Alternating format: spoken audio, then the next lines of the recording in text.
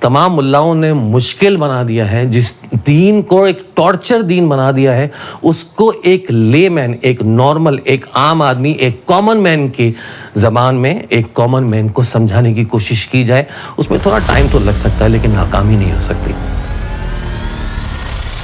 اس دنیا میں جتنے بھی انسان ہیں، اب میں دنیا میں جتنے مسلمان ہیں ان کی بات نہیں کر رہا، میں بات کر رہا ہوں انسان کی، کہ اس دنیا میں جتنے بھی انسان ہیں، اگر ان میں سے ہر کسی کے ساتھ آپ جا کر انڈیویجولی ایک سوال پوچھیں کہ جو تمہارا اس دنیا کا سب سے بدترین دشمن ہے، سب سے بدترین دشمن، اور ایسا دشمن نہیں، یہاں تو ہر انسان دشمنی مول لے لیتا ہے نا چھوٹی چھوٹی باتوں کے اوپر، کہ اس نے میرے ساتھ ایسا کر دیا، اس نے مجھ سے پہلے پروموشن لے لی، اس نے ادھر پیسے کھلا دیے تو وہ میرا دشمن ہو گیا، اس نے میری بات کے اوپر اتفاق نہیں کیا تو وہ میرا دشمن ہو گیا، میرے خیالات اس سے نہیں ملتے تو وہ میرا دشمن ہو گیا. وہ دشمن نہیں، میں اس دشمن کی بات کر رہا ہوں جو دنیا کا بدترین دشمن ہو ہر انسان کا، کوئی نہ کوئی ایک، جس کو اگر اس کو موقع ملے شاید وہ اس کو تو قتل کرنے سے بھی نہ چوکے.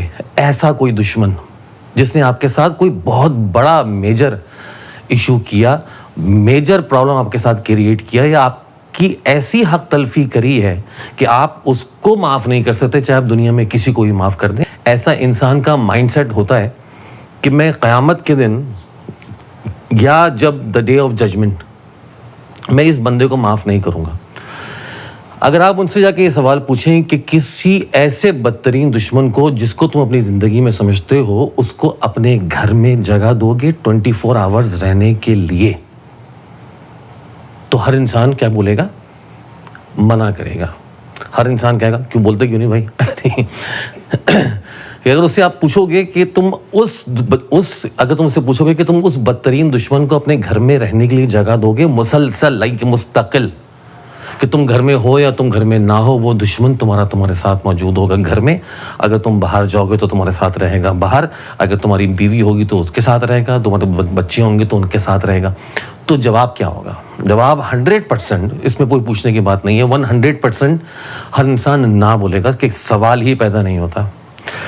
اب ہم آتے ہیں اس مین پوائنٹ پہ کہ انسان پوری زندگی یہ سمجھتا رہا، یا جو مولانا حضرات یا جو مولوی حضرات اس کے اطراف میں، یا جو مفتی لوگ، ایک تو مفتیوں نے بہت بیڑا غرق کر دیا ہے دین کا، اس کے اوپر میں الگ سے ایک ڈیٹیل ویڈیو بناؤں گا ایک پروف کے ساتھ اور ایک سیکوینس کے ساتھ. بٹ اینی ویز ان لوگوں نے بہت بیڑا غرق کیا، اور ان لوگوں نے جو دماغ پہ ڈالا کہ شیطان اور اللہ کی اس جنگ میں آپ کس کے ساتھ ہیں.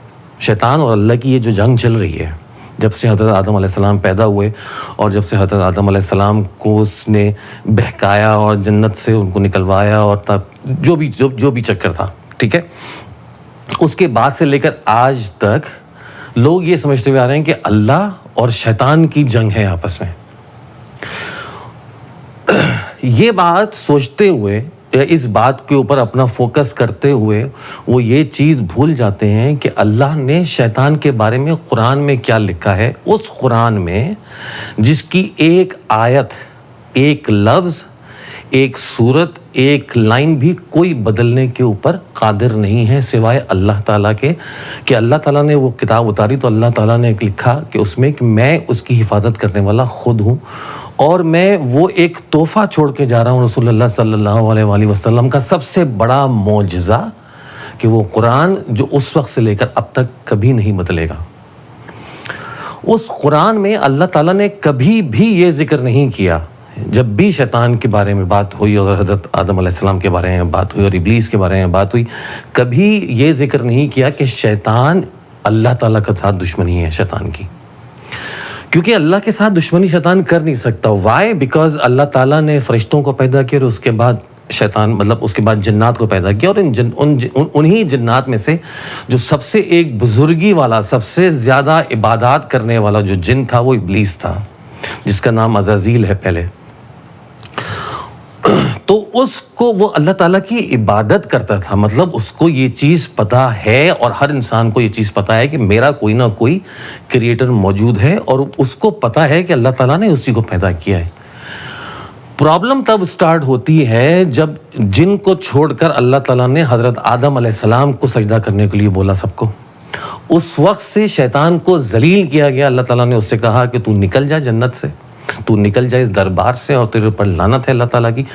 تو وہ اللہ تعالیٰ سے اس کی دشمنی نہیں ہے, اس نے تو اللہ تعالیٰ سے ریکویسٹ کر کے اپنی عمر اتنی بڑی مانگی کہ جب تک آخری بندہ بھی, یعنی آخری مسلمان نہیں, آخری انسان بھی اس دنیا میں رہے, یعنی کہ جب تک قیامت نہیں آتی, جب تک مجھے اللہ تعالیٰ زندگی دے. ٹھیک ہے, تو شیطان دشمن اللہ تعالیٰ کا نہیں ہے. اللہ تعالیٰ سے تو کوئی دشمنی مول لے ہی نہیں سکتا. جس نے سب کو بنایا, ان میں سے کسی کی کیا اوقات, وہ تو کریٹر ہے. He is the only one, he is the one, right. تو شیطان کی دشمنی انسان کے ساتھ ہے, کیونکہ انسان کی وجہ سے وہ ذلیل ہو کر نکلا. انسان کی وجہ سے پوری دنیا اس کے اوپر لعنت بھیجتی ہے. انسان کی وجہ سے ہی قرآن میں بار بار لکھا ہے کہ اس نے کیونکہ اللہ کا کہا نہیں مانا اور آدم کو سجدہ نہیں کیا, اس لیے ہم نے نکال دیا اس کو, اور اس کے اوپر لعنت ہے. اور اس سے بار بار پوچھا کہ تجھے کس چیز نے منع کیا, تو اس نے کہا کہ مجھے تکبر نے. اس نے کہا کہ میں آگ سے بنا, وہ مٹی سے بنا ہے, میں کیسے سجدہ کروں. اور تم بیسیکلی اس نے اللہ تعالیٰ کو چیلنج کیا کہ یہ جو تم نے مخلوق بنائی ہے, یہ مخلوق تم نے ججمنٹ اس کی ٹھیک نہیں کری. مطلب اس نے اللہ تعالیٰ کو چیلنج کیا کہ یہ قابل نہیں ہے اس چیز کے کہ جو آپ اس کو رسپانسبلٹی دے کر دنیا میں بھیج رہے ہو اور اس کا ٹیسٹ لینے کے لیے دنیا میں بھیج رہے ہو, یہ انسان اس کے قابل ہی نہیں ہے.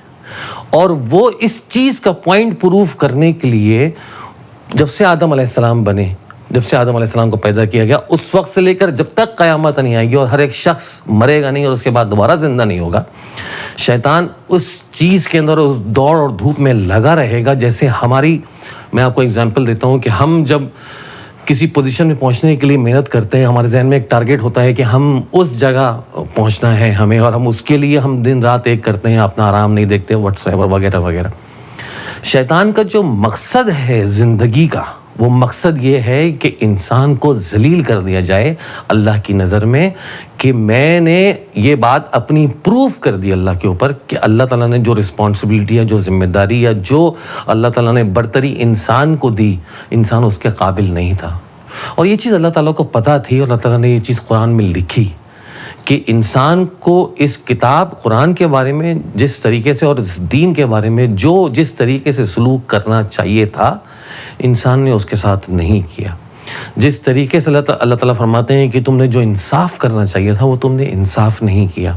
تو سب سے پہلے ہمیں یہ چاہیے کہ ہم اس کانسیپٹ کو کلیئر کریں کہ جو شیطان ہے, جس کو ہم نے اپنے گھر میں, اپنے دل میں جگہ دی ہوئی ہے, کہ ہر مرحلے پر وہ ہمیں وسوساتا ہے, ہر لمحے پر وہ ہمیں بھڑکاتا ہے, ہر لمحے پر وہ ہمیں بہکاتا ہے, اور ہم اس کے بہکانے میں آ جاتے ہیں یہ سوچ کے کہ یہ جنگ جو ہے وہ تو شیطان اور اللہ کی ہے. میرے بھائی, شیطان اور اللہ کی جنگ نہیں ہے, یہ شیطان اور انسان کی جنگ ہے. اور آپ نادانستگی دور پہ, نہ چاہتے ہوئے بھی اپنی اپوننٹ پارٹی کا ساتھ دے رہے ہیں اور اپنے آپ کو نیچا کر رہے ہیں.